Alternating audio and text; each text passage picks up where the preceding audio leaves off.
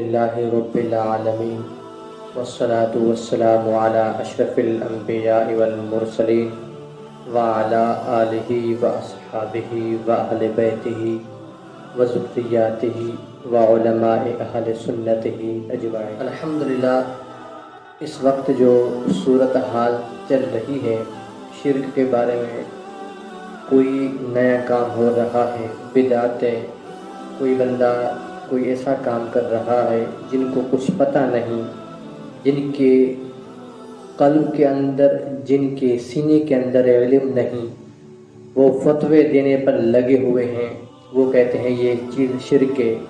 اصل بات شرک کیا ہے، اس کی تعریف کیا ہے، اس کے اقسام کیا ہیں، یہ چیز لوگ اس چیز سے محروم ہیں۔ تو آج میرا یہی ٹاپک ہے، اس ٹاپک کے متعلق میں آپ سے گفتگو کروں گا۔ تو آئیے میں اپنا موضوع شروع کرتا ہوں۔ دیکھیے کہ شرک کی کیا تعریف ہے۔ علامہ تفتزانی علیہ رحمہ اپنی کتاب شرح عقائد نصفی میں شرک کی تعریف اس طرح فرماتے ہیں: کسی کو شریک ٹھہرانے سے مراد یہ ہے کہ مجوسیوں کی طرح کسی کو الہ یعنی خدا اور واجب الوجود سمجھا جائے، یا بت پرستوں کی طرح کسی کو عبادت کے لائق سمجھا جائے۔ یہ شرک کی تعریف ہے۔ شرک کی تعریف سے معلوم ہوا کہ دو خداؤں کو ماننے والے جیسے مجوسی جو آگ پرست تھے وہ مشرک ہیں، اسی طرح کسی کو خدا کے سوا عبادت کے لائق سمجھنا یہ بھی شرک ہے، جیسے بت پرست جو بتوں کو مستحق عبادت سمجھتے ہیں۔ یہ ہو گئی شرک کی تعریف۔ اب شرک کی اقسام کیا ہیں؟ جواب یہ ملتا ہے شرک کی 3 قسمیں ہیں۔ نمبر 1 شرک فی العبادہ، نمبر 2 شرک فی الذات، نمبر 3 شرک فی الصفات۔ اب ہر ایک کی الگ الگ تعریفیں وہ میں آپ سے عرض کر رہا ہوں۔ شرک فی العبادہ، شرک فی العبادہ کس کو کہتے ہیں؟ شرک فی العبادہ سے مراد یہ ہے کہ اللہ تعالیٰ کے علاوہ کسی اور کو مستحق عبادت سمجھنا، یہ شرک فی العبادہ ہے۔ نمبر 2 شرک فی الذات، شرک فی الذات سے مراد یہ ہے کہ کسی کو اللہ تعالیٰ کی ذات جیسا سمجھنا، اس طرح مجوسی 2 خداؤں کو مانتے تھے، یہ ہو گیا شرک فی الذات۔ اب نمبر 3 شرک فی الصفات۔ شرک فی الصفات کس کو کہتے ہیں؟ کسی کو کسی ذات و شخصیت وغیرہ میں اللہ اعلیٰ جیسی صفات ماننا، یہ شرک فی الصفات کہلاتا ہے۔ چنانچہ اللہ تعالیٰ جیسی صفات کسی نبی علیہ السلام میں مانی جائیں، یا کسی ولی اللہ علیہ الرحمن میں تسلیم کی جائیں، یا کسی زندہ میں مانی جائیں، یا فوت شدہ میں مانی جائیں، کسی قریب والے میں تسلیم کی جائیں یا دور والے میں تسلیم کی جائیں، یہ شرک ہی رہے گا۔ یہ شرک ہے، یہ ہر صورت میں شرک ہی رہے گا، جو ناقابل معافی جرم اور ظلم عظیم ہے۔ اسی طرح شیطان شرک فی الصفات کی حقیقت کو سمجھنے سے روکتا ہے، یہاں امت میں وسوسے پیدا کرتا ہے، لہٰذا قرآن مجید کی آیات سے اس کو سمجھتے ہیں۔ اللہ رب پاک، اللہ تعالی رؤوف رحیم نے فرمایا: ان اللہ بالناس لرؤوف الرحیم، بے شک اللہ تعالیٰ لوگوں پر رؤوف اور رحیم ہے۔ سورہ بقرہ آیت نمبر 143، پارہ نمبر 2۔ سرکار اعظم بھی رؤوف اور رحیم ہیں۔ قرآن پاک کے اندر آتا ہے، اللہ پاک نے فرمایا: لقد جاءکم رسول من انفسکم عزیز علیہ ما عنتم حریص علیکم بالمؤمنین رؤوف الرحیم، بے شک تمہارے پاس تشریف لائے تم میں سے وہ رسول جن پر تمہارا مشقت میں پڑنا گراں یعنی بھاری ہے، تمہاری بھلائی کی نہایت چاہنے والے مومنوں پر رؤوف اور رحیم ہیں۔ سورۃ توبہ آیت نمبر 128، پارہ نمبر 11۔ پہلی آیت پر غور کریں تو سوال پیدا ہوتا ہے، اور رحیم فرمایا گیا تو کیا یہ شرک ہو گیا؟ یہ چیز سمجھنے کی ہے۔ اس میں تطبیق یوں قائم ہوگی کہ اللہ تعالی ذاتی طور پر رؤوف اور رحیم ہے، جبکہ سرکار اعظم علیہ الصلوۃ والسلام صلی اللہ علیہ وآلہ وسلم اللہ تعالیٰ کی عطا سے رؤوف اور رحیم ہیں، لہذا جہاں ذاتی اور عطائی کا فرق واضح ہو جائے وہاں شرک کا حکم نہیں لگتا۔ اسی طرح علم غیب اللہ تعالیٰ کے سوا کسی کے پاس نہیں۔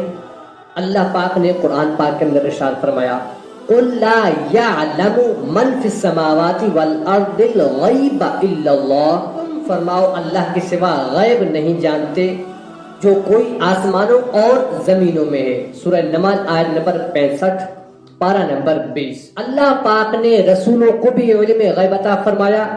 قرآن پاک کے اندر آتا ہے عالم الغیب فلا یظہر علی غیبہ احدا الا من ارتضی من رسول، غیب کا جاننے والا اپنے غیب پر صرف اپنے پسندیدہ رسولوں ہی کو آگاہ فرماتا ہے، ہر کسی کو یہ علم نہیں دیتا۔ سورہ جن آیت نمبر 26 اور 27 پارہ نمبر 29۔ علم غیب اللہ تعالیٰ کی صفت ہے، پہلی آیت سے یہ ثابت ہوا، مگر دوسری آیت سے معلوم ہوا کہ علم غیب اللہ تعالیٰ نے اپنے پسندیدہ رسولوں کو بھی عطا فرمایا ہے۔ تو کیا یہ شرک ہوگا؟ نہیں، یہ شرک نہیں ہوگا۔ اس میں تطبیق یوں قائم ہوگی کہ اللہ تعالیٰ ذاتی طور پر عالم الغیب ہے، جبکہ اللہ تعالیٰ کے تمام رسول اللہ تعالیٰ کے عطا سے علم غیب جانتے ہیں، اللہ کی عطا سے جانتے ہیں، لہذا جہاں ذاتی اور عطائی کا فرق واضح ہو جائے وہاں شرک کا حکم نہیں لگتا۔ نمبر 3، مددگار صرف اللہ تعالی ہے۔ قرآن پاک کے اندر اللہ پاک نے ارشاد فرمایا ذالک بان اللہ مولی الذین آمنوا، اس لیے کہ مسلمانوں کا مددگار اللہ ہے۔ سورہ محمد آیت نمبر 11 پارہ نمبر 26۔ جبریل اور اولیاء کرام بھی مددگار ہے۔ قرآن پاک کے اندر آتا ہے فإن اللہ هو مولاه وجبریل وصالح المؤمنین، بے شک اللہ تعالیٰ ان کا مددگار ہے اور جبریل اور نیک مومنین مددگار ہے۔ پہلی آیت پر غور کریں تو یہ سوال پیدا ہوتا ہے کہ مدد کرنا اللہ تعالیٰ کی صفت ہے، پھر دوسری آیت میں جبریل اور اولیاء کرام کو مددگار فرمایا، تو کیا یہ شرک ہوگا؟ نہیں، یہ شرک نہیں ہوگا۔ سورہ تحریم آیت نمبر 4 پارہ نمبر 28۔ اس میں تطبیق یوں قائم ہوگی کہ اللہ تعالیٰ ذاتی طور پر مددگار ہے اور حضرت جبریل علیہ السلام اور اولیاء کرام رضوان اللہ تعالی علیہم اجمعین اللہ تعالیٰ کی عطا سے مددگار ہیں۔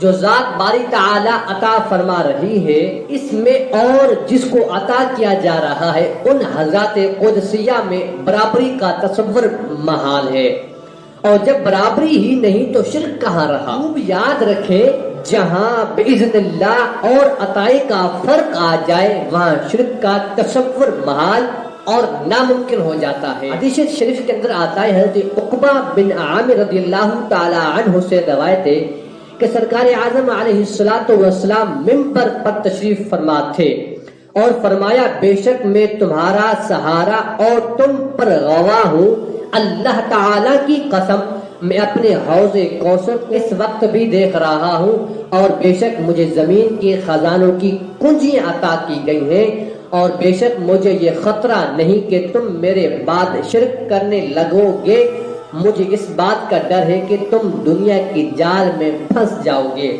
بخاری شریف جلد اول کتاب الجنائز رقم الحدیث 1258 صفحہ نمبر 545 مطبوعہ شبیر برادرز لاہور۔ یہ ہو گیا شرک۔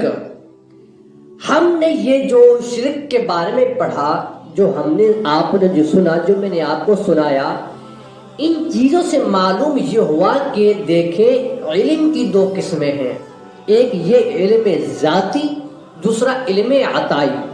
علم ذاتی کسی کے پاس نہیں، کائنات کا کوئی بندہ نہیں جس کے پاس علم ذاتی ہو سوائے اللہ تعالیٰ کے۔ اللہ رب پاک کے پاس علم ذاتی ہے۔